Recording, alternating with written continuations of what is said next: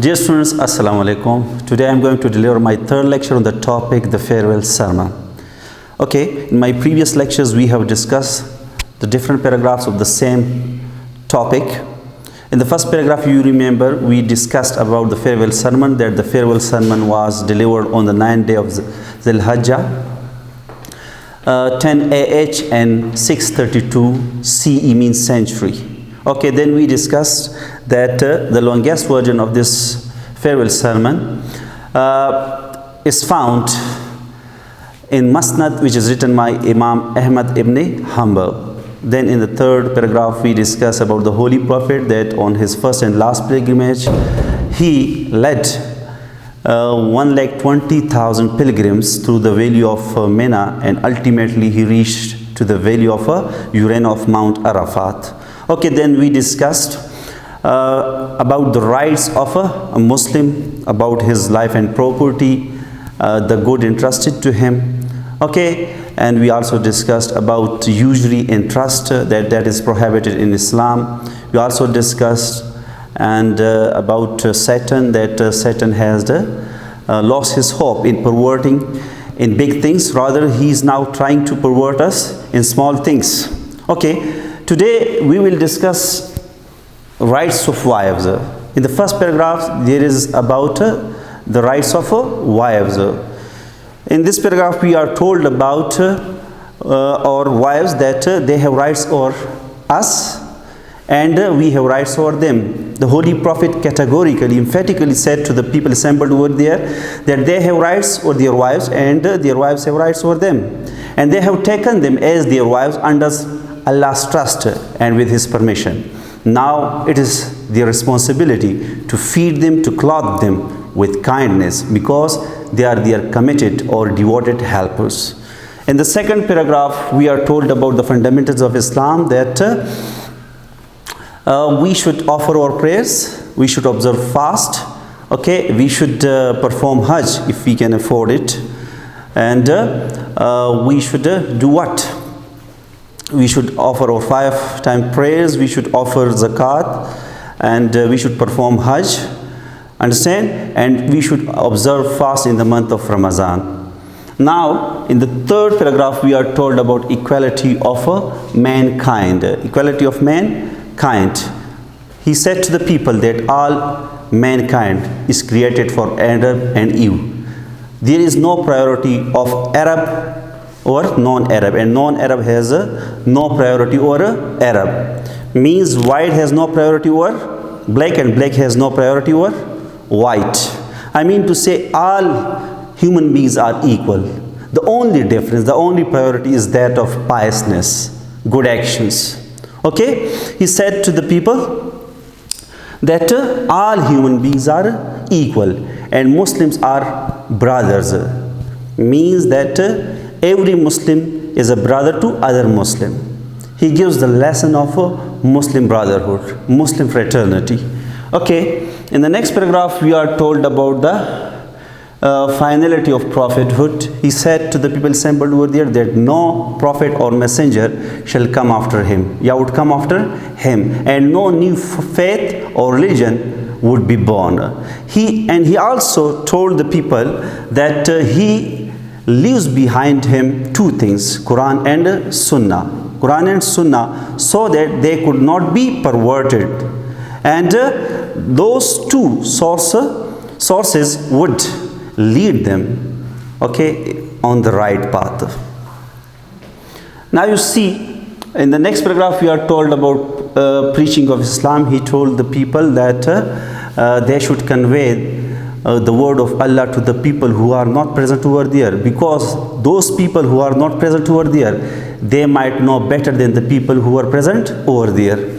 Okay, in the last, the Holy Prophet just raised his hand, raised his finger towards Allah, and he said to God that he should be witness that he had conveyed his message to his people.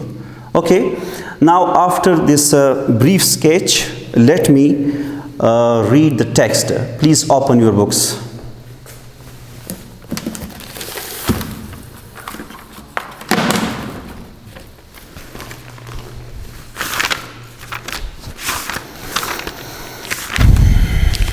Okay, the first paragraph, O people, it is true that you have certain rights with regards to your women. With regards means with respect to. Say mutalik. With regard to means with the respect to. Then certain rights, certain means specific rights. With regards to your women, he told the people that they have some rights over their wives. Okay, they own some rights with respect to their women, their wives. But they also have rights over you. But he told the people that their wives have also rights over them. Their rights, yes, they have their rights over their women, but their women, their wives have also rights over them. But they have rights over you. Remember that you have taken them as your wives only under Allah's trust and with His permission. He told the people that they have taken them as their wives, Allah's under trust means through His beliefs and with His permission, because they were allowed by God to make them as their wives. If they abide by your right, if they are bound, if they have to conform, abide by means takmeel karna, amal karna. Abide by, you see, to be bound, to act upon, to conform. If they abide by your rights, then to them belongs the rights to be fed and clothed in kindness. Now you see, he said to the people that they have rights over their wives and their wives have rights over them. Now, because they have taken them as their wives under Allah's trust and with His permission, now it is their obligation, it is their prior duty to feed them, to clothe them with kindness. Okay? Do treat your women well and be kind to them, for they are your partners. Partners, your friends. Partner, your friends, your life partners, your colleagues. And committed. Committed means devoted, sincere, faithful, helpers, assistant. Now, because now he said to the people that they should feed them, they should clothe them with kindness, because their wives are their committed, devoted helpers, assistants.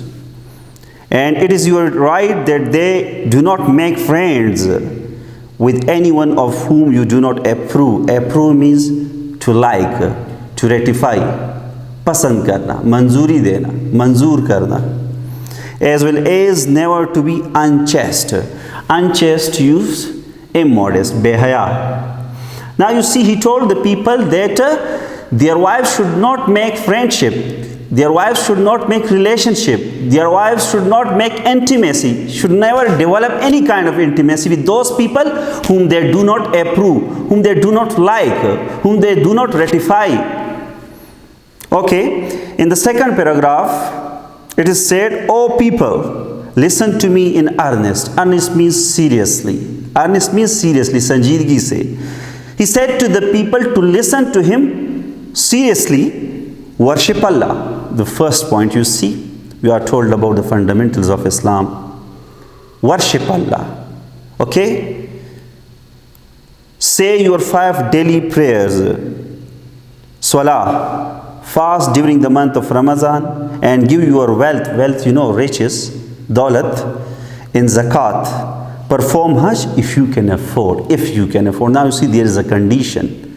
He told the people that they should perform Hajj if they can, or if they could afford it. The condition is if they could afford it, इसको बर्दाश्त कर सके. Okay, अगर आपको इस्तिताअत हो, afford means इस्तिताअत रखना. Now you see, he told the people that they should offer their prayer, they should observe fast in the month of Ramadan. Okay, they should give their wealth in zakat and they should perform Hajj if they can afford it. Now you see, in the second paragraph, all mankind is from Adam and Eve. He told the people the equality of all human beings. That mankind, all human beings have been created from Adam and Eve. An Arab has no superiority over a non-Arab, nor a non-Arab has any superiority over an Arab. Also, a white has no superiority over a black, nor does a black have no superiority over a white except by piety. Do you know piety? Piousness, taqwa. Okay, and good actions means good deeds, achhe amal. He told the people that there is no difference between human beings. They all have been created from Adam and Eve. The black has no superiority or priority over whom? Or white, and white has no superiority over black. And Arab has no superiority over non-Arab, and non-Arab has no superiority over Arab. Now you see, we are told about equality of all human beings. Okay? Learn that every Muslim is a brother to every other Muslim, and that the Muslim constitute means make. Constitute means make. Okay? Constitute one brotherhood. Learn that every Muslim is brother to every other Muslim. Now you see, we are told about the Muslim brotherhood, that every Muslim is brother to other Muslim. We are told about fraternity, brotherhood, oneness, okay, unity.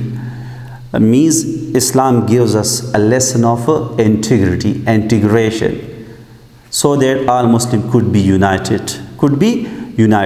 They are brothers, and they should live like brothers. Nothing shall be legitimate. Legitimate means legal, just, to a Muslim which belongs to a Muslim, fellow Muslim, unless it was given freely and willingly. Now you see, means the property, the thing of any other Muslim or of a fellow Muslim is not allowed, is not permitted for other until unless he gave permission of that thing. I mean to say that anything of a fellow Muslim does not belong to, does not allowed for another fellow Muslim, for another Muslim, until unless that Muslim brother permit him to take it. Willingly means volitionally, razamandi se. Okay? Now you see, we have do not therefore do injustice to yourself. Here you see very clearly it has been told that means the thing of one Muslim does not belong to other Muslim, because it is his right until unless he gives permission to other to take it. Now you see, if he is doing so, if he is going to grab or snatch something unlawfully, illegally, so it would be a kind of injustice to one's own self. Remember, one day you will appear before Allah and answer your deeds. One day you have to appear before God and you have to give an account of all your action, what you have done in your lives. Deeds means actions. So beware and be careful. Do not stray. Do not stray. Stray means digress, gumrah hona. Deviate, gumrah hona. Digress. We have stray means digress, to deviate. Okay? To adopt a wrong way, to a wrong path. गलत राह इख्तियार करना, गुमराह होना. So beware, be careful, do not stray from the path. Path means way, route of righteousness. Righteousness means virtue, neki. He told the people that they should not deviate from the right path of virtue, of righteousness. Further he said that the next line is,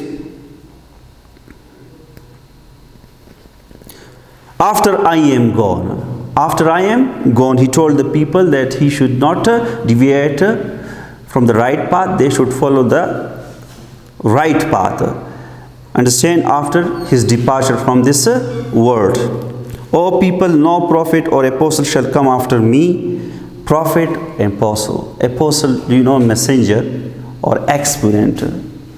Apostle, messenger or exponent means पैगंबर या दाई, दावत देने वाला. Exponent means दाई, दावत देने वाला. Okay. Then he said to the people, and O people, no prophet or apostle shall come after me, and no new faith shall be. Faith means belief or religion. Shall be born means that he told the people that after his departure, no new faith, no new religion, no new belief will be born, will come after him. I leave behind me two things, the Quran and my example, the Sunnah. And if you follow these two, you will never go astray. He told the people that he is leaving behind him two things, Quran and Sunnah. If they follow these two things, they can never be perverted. They can never go astray. All those who listen to me shall pass on my words to others, and those to others. Again, now you see, we are told about, the preaching of Islam, that it is the obligation of every Muslim to preach, to convey, to communicate the message of Allah, the word of Allah. So he told the people that they should convey his words to the other people who are not present over there. And may the last one understand my words better than those who listen to me directly. Those people who are not listening to me directly, he told the people that those people who are not listening to the Holy Prophet directly, so they should convey the message of the Prophet to those people who are not present over there. O Allah, that I have conveyed your message to your people. Now you see, directly, be my witness, O Allah, that I have conveyed your message to your people. Now you see, he is going to raise his fingers towards God, and he asked God to be his witness because he had conveyed his message to Allah. Now you see, after explanation and translation, let me present the grammatical structures which are there in your this lesson. Now you see, the first we have with regard to is basically a preposition, and it is, you see, it is not one word, it is a combination of three words, so we call it phrase preposition. Phrase preposition is a type of preposition. The second, we have also two as well. They are all giving the same meanings, you see, and it is used as an adverb of degree. Okay, these three are giving the same meaning, and it is adverb of a degree. Now you see, the next we have only. Only is basically used as an adjective. It is only person. This is the only pen, because it refers to pen. So pen is noun, so only becomes an adjective. Then we have, it also works as an adverb. He only play cricket. Only play. Only refers to play. So it becomes an adverb. Then we have conjunction, but then it gives the meaning of but. I want to help him. Only. I don't have money. Here it works as a conjunction, and it gives the meaning of but. In the next we have abide. By, abide is verb, and by follows this abide verb. So this is a preposition. Now you see, we also call it prepositional phrase. Okay,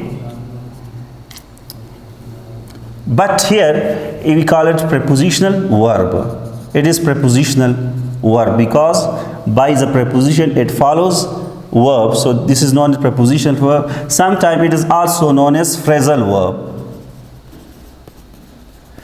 You see, phrasal verb does not give exact meaning. It gives another meaning apart from its literal meaning. So we also call it phrasal meaning, phrasal verb, or a prepositional phrase. Then another we have do treat. Do is not working as a helping verb over here. Rather it works as a what? As an adverb. Rather I would say do is used for emphasis. It is used for emphasis, for stress. It's stress upon treat verb. So this do is not working as a helping verb, it works as a adverb. It is used for emphasis. Now we see another, we have committed helper. Committed tells us about helper. Helpers is noun. So committed is past participle, and it works as an adjective. The next we have anyone. It is also used in one of the paragraph of the same text. So any tells us about one. One is